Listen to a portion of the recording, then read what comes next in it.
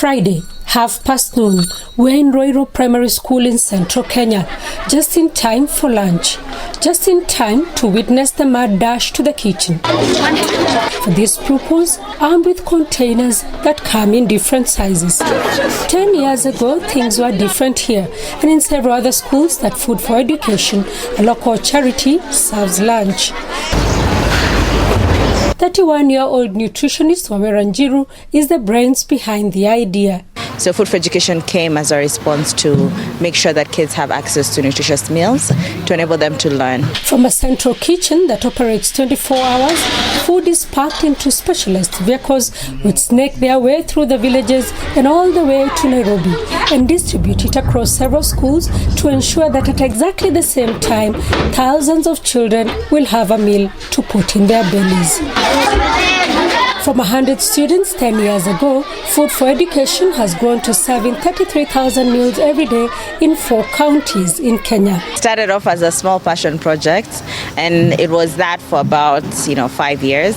And then after I finished my undergrad, I started thinking about how we can grow it. And so we set up our first central kitchen to feed around 300 children, and now feed around 33,000 children. Statistics from the World Food Programme indicates that in Africa, just over 60 million children live in extreme poverty and they have no access to school feeding programs. So this meal that Food for Education provides makes all the difference. Across the world, 388 million children get access to meals, but only 53 million are in all of Africa. So it means that less than 14% of all the kids who eat in the world are in Africa. So there's definitely a need, as is there in the world, to expand school feeding programs here in Kenya and across the continent, because we have the largest population of children, yet we feed the least. Wawira says school enrollments and completion have increased in all the schools that Food for Education provides that food. Food attracts children to school, and it also keeps them in school. So children are able to learn, they're able to listen to what the teacher is saying. You can imagine trying to listen to someone when you're hungry, you're not going to listen to them.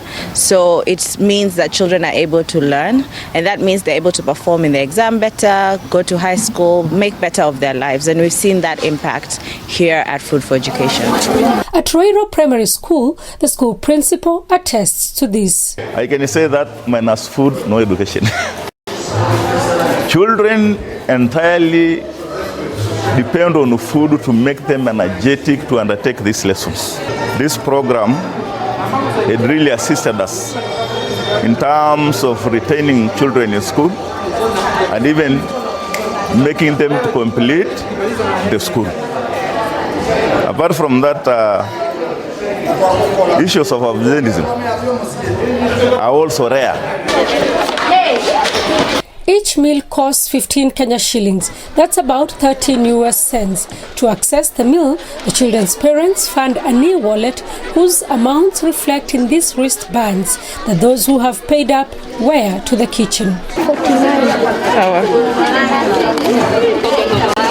So we have a service called Tap to Eat. Tap to Eat is it's a digital way that parents can register with us and enable their children to get lunch every single day. 10 years since it started, parents say it has taken a weight off their shoulders. Most of the children quit school due to hunger. So when the food program was introduced, school enrollment had also improved. Some of these children depend on the meal because they know if they come to school, they will eat. This food has helped me in concentration in class and to make my performance go up. Food for Education has won Wawira global recognition. Last year, she was named Kenya's United Nations Person of the Year, and in 2018, she was named the winner of the Global Citizen Prize. Kenya's school feeding program has scaled down to only provide food in arid and semi-arid areas despite the need. Wawira is now working with a local senator to come up with a national school feeding policy for Kenya. In 2016, African heads of state pledged to provide at least 1 meal in schools under the Africa School Feeding Program. However, many have not kept to this pledge, and that has greatly affected performance as well as school attendance in many parts of the continent. And so initiatives like Food for Education come in handy, providing that much needed meal. but also ensuring that retention and performance in schools improve. Sarah Kimani, SABC News in Njiru, Central Kenya.